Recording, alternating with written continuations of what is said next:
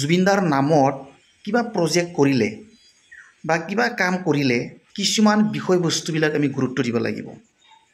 এতিয়া প্ৰথমতে আমি চাব লাগিব জুবিনদাই কি ভাল পাইছিল কি বেয়া পাইছিল। যি টি মানে জুবিনদাৰ নামত কাম কৰিলে সেইটো গ্ৰহণযোগ্য নহ'বও পাৰে। এতিয়া এনেকুৱা এটা চাম ওলাইছে মানে জুবিনদাৰ নাম লৈ পেলাই যি টি কাম কৰে সেইটো কিন্তু গ্ৰহণযোগ্য নহয়। এতিয়া আপুনি চাওক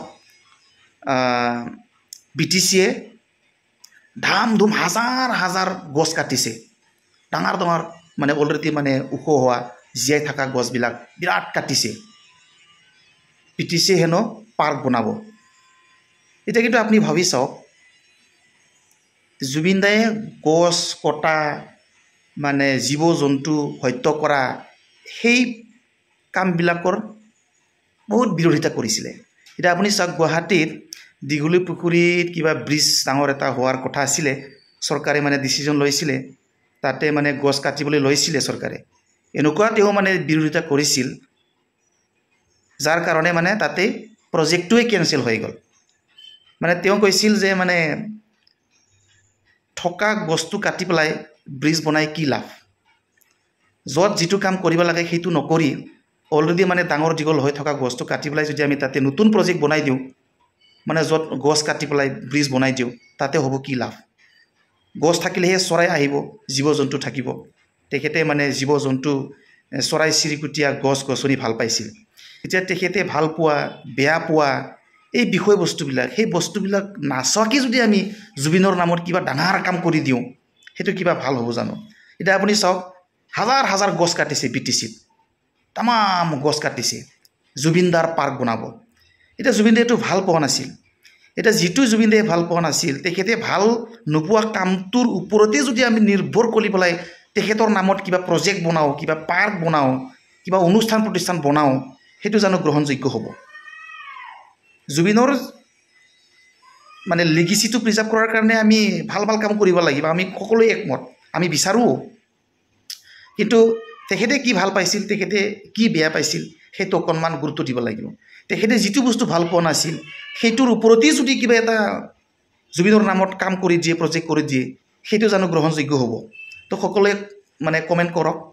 BTCয়ে হাজাৰ হাজাৰ গছ কাটিছে জুবিনদাৰ পাৰ্ক বনোৱাৰ কাৰণে, সেইটো আপোনালোকৰ মতামত বিচাৰিছোঁ, আপোনালোকে কমেণ্ট বক্সত লিখি দিয়ক। মানে পাৰ্ক যিমান পাৰে ডাঙৰ ডাঙৰ কাম কৰাটো আমি বিচাৰোঁ চৰকাৰে জুবিনদাৰ নামত, তেখেতৰ আইডিঅলজি প্ৰিন্সিপলছবিলাক মানে প্ৰিজাৰ্ভ কৰাৰ কাৰণে।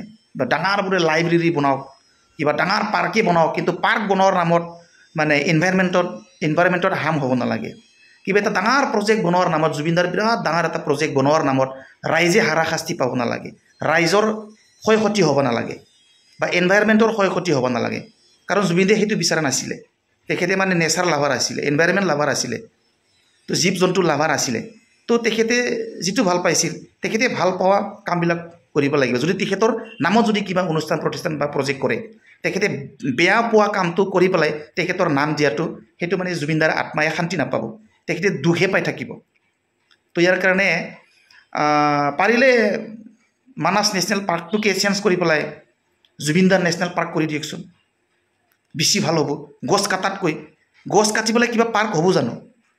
কাজিৰঙা নেশ্যনেল পাৰ্কত যিমান গছ গছনি আছে গোটেই কাটি পেলাই যদি দিয়া যায়, এইটো কিবা কাজিৰঙা নেশ্যনেল পাৰ্ক হ'ব জানো? মানাস নেশ্যনেল পাৰ্কত যিমান গছ গছনি আছে গোটেই কাটি দিলে, কাটি পেলাই মানে তাতে যদি কিবা আৰ্টিফিচিয়েল ষ্ট্ৰাকচাৰ বনাই দিয়ে, এইটো জানো মানাস নেশ্যনেল পাৰ্ক হৈ থাকিব? পাৰ্ক হ'ব লাগিলে গছ গছনি থাকিব লাগিব, জীৱ জন্তু থাকিব লাগিব। গোটেই হাজাৰ হাজাৰ গছটো কাটি পেলাই তাতে যদি জুবিনদাৰ নামত যদি পাৰ্ক বনাই দিয়ে বা জুবিনদাৰ নামটো যদি তাতে সন্নিৱিষ্ট কৰি দিয়ে জুবিনদাৰ নেশ্যনেল পাৰ্ক বুলি পেলাই, সেইটো ইমান গ্ৰহণযোগ্য নহ'ব। তো মোৰ বিচাৰ সেইটো, আপোনালোকৰ বিচাৰটো কমেণ্ট বক্সত শ্বেয়াৰ কৰক।